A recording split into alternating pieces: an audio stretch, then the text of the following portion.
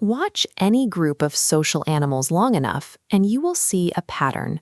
Whether it's dolphins, wolves, or chimpanzees, creatures naturally form tight-knit social groups for survival. But inevitably, those same groups experience internal fighting. We humans share that exact trait. Put us in a room, even a church sanctuary, and we naturally sort ourselves into factions. We rally around charismatic alpha personalities, forming exclusive cliques that eventually begin competing with one another.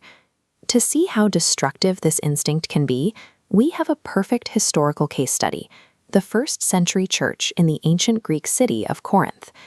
These internal divisions are not a minor social annoyance. When a community fractures into rival camps, it sabotages the very purpose and identity of that community. In Corinth, members were treating their spiritual teachers like rival celebrities. People would proudly announce their allegiances, arguing over who was superior, with declarations like, "I follow Paul," or "I follow Apollos." When the Apostle Paul wrote back to them, he didn't address this as an administrative issue or a failure of church management. He diagnosed it as a severe case of arrested spiritual development. He called the Corinthians infants in Christ.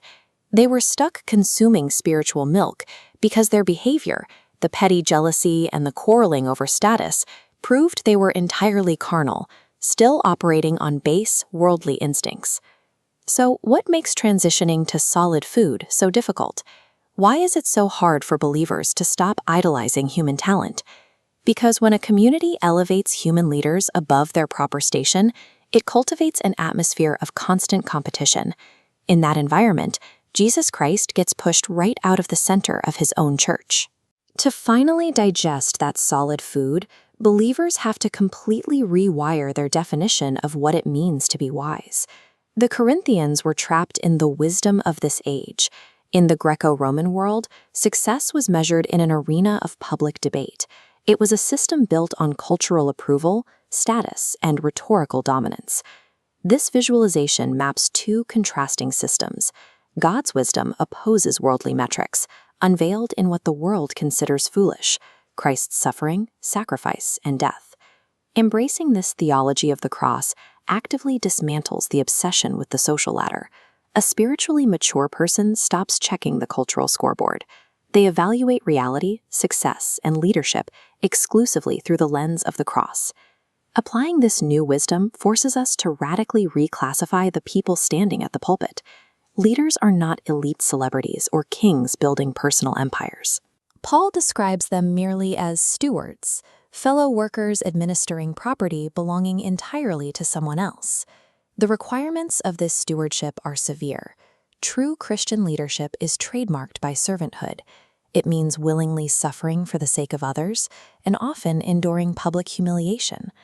Adopting the mind of Christ means viewing leadership as a direct call to die to selfish ambition, prioritizing the blessing of others above yourself.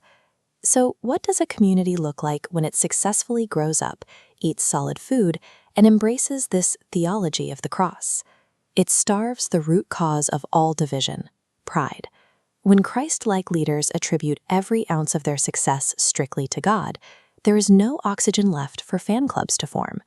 Instead of rival factions, you find the ultimate metric of a mature church: unity in Christ. This diagram illustrates how unity does not mean strict uniformity. As Paul points out, it operates like a physical body, a single, interconnected system where entirely different parts perform distinct functions to keep the whole thing alive.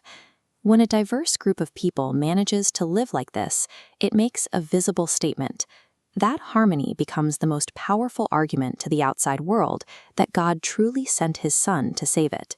Spiritual maturity is never measured by deep theological knowledge or the fame of the pastor you follow. It is measured by your willingness to kill your selfish ambitions, emulate the selfless love of Jesus, and fight for unity.